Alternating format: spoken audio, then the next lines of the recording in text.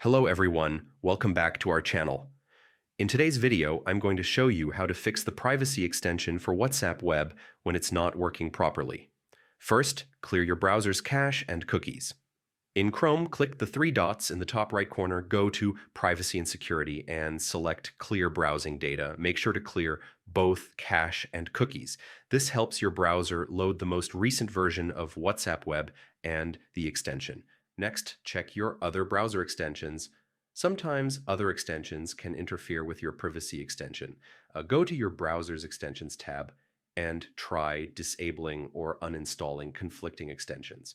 You can re-enable them one by one to identify the culprit. If that doesn't work, try reinstalling the privacy extension.